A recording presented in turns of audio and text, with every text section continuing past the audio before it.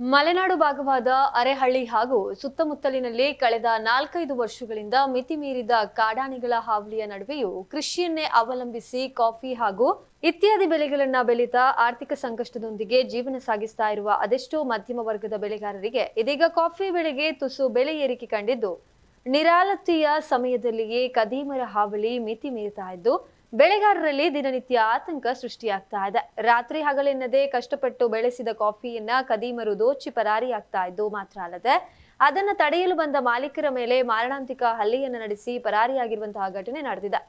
Coffee ದೋಚಲು ಯತ್ನಿಸಿದ್ದ ಕದೀಮರನ್ನ ತಡೆಯಲು ಕಾರಿನಿಂದ ಹೊರಗೆ ಇಳಿದು ಬರ್ತಾ ಇದ್ದ ಕಾಫಿ ಬೆಳೆಗಾರನ ಮೇಲೆ ಕದೀಮರು ಮಾರಣಾಂತಿಕ ಹಲ್ಲೆ ನಡೆಸಿ 100 ಕೆಜಿಗಳಷ್ಟು ಕಾಫಿಯನ್ನ ದೋಚಿ ಪರಾರಿಯಾಗಿರುವ ಘಟನೆ ಬೇಲೂರು ತಾಲೂಕಿನ ಅರೆಹಳ್ಳಿ ಪೊಲೀಸ್ ಠಾಣಾ ವ್ಯಾಪ್ತಿಯಲ್ಲಿ ನಡೆದಿದೆ.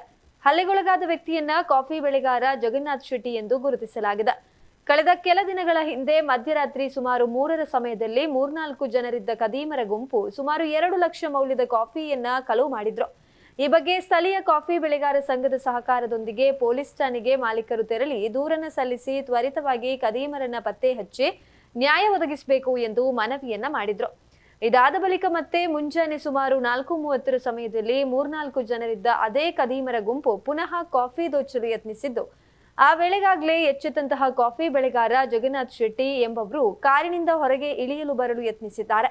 ಆಗ ಅಲ್ಲಿದ್ದ ಗುಂಪು ಮಚ್ಚಿನಿಂದ ತಲೆಗೆ ಮಾರಣಾಂತಿಕ ಹಲ್ಲೆಯನ್ನ ನಡೆಸಿದ್ದಲ್ಲದೆ ಅಲ್ಲಿಂದ ಸುಮಾರು 100 ಕೆಜಿಗಳಷ್ಟು ಕಾಫಿಯನ್ನ ದೋಚಿ ಜೊತೆಗೆ ಪ್ರಾಣಿ ಹಾವಳಿಯಿಂದ ಕೃಷಿಯನ್ನ ರಕ್ಷಿಸಲು ಬಳಸ್ತಾ ಇದ್ದ ಬಂದೂಕನ್ನ ದೋಚಿ ಪರಾರಿಯಾಗಿದ್ದಾರೆ. ಹಲ್ಲೆಯಿಂದ ಗಂಭೀರ ಗಾಯಗೊಂಡು ಸಾವು ಬದುಕಿನ ನಡುವೆ ಹೋರಾಡ್ತಾ ಇರುವ ಜಗನ್ನಾಥ್ ಶೆಟ್ಟಿ ಅವರನ್ನ ಹಾಸನ ಸರ್ಕಾರಿ ಆಸ್ಪತ್ರೆಗೆ ದಾಖಲಿಸಲಾಗಿದ್ದು ಬಳಿಕ ಹೆಚ್ಚಿನ ಚಿಕಿತ್ಸೆಗಾಗಿ ಮಂಗಳೂರಿನ ಖಾಸಗಿ ಆಸ್ಪತ್ರೆಗೆ ದಾಖಲಿಸಲಾಗಿದೆ.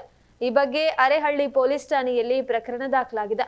ಕಾಫಿ ದೋಚುವ ಕದೀಮರ ಗ್ಯಾಂಗ್ನ ಅಟ್ಟಹಾಸ ಮಿತಿ ಮೀರ್ತಾ ಇದ್ರೂ ಪೊಲೀಸ್ ಇಲಾಖೆ ಕಣ್ಣಿದ್ದು ಕುರುಡರಂತೆ ವರ್ತಿಸಿರುವುದು ಇಲ್ಲಿನ ಕೃಷಿಕರ ಆಕ್ರೋಶಕ್ಕೆ ಕಾರಣ ಆಗಿದೆ.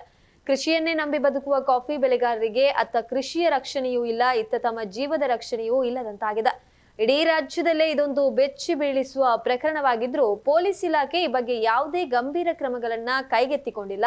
ಹಾಗಾದ್ರೆ ಪೊಲೀಸ್ ಇಲಾಖೆ ಏನ್ ಮಾಡ್ತಾ ಇದೆ ಎಂಬುದು ಸಾರ್ವಜನಿಕರ ಪ್ರಶ್ನೆಯಾಗಿದೆ.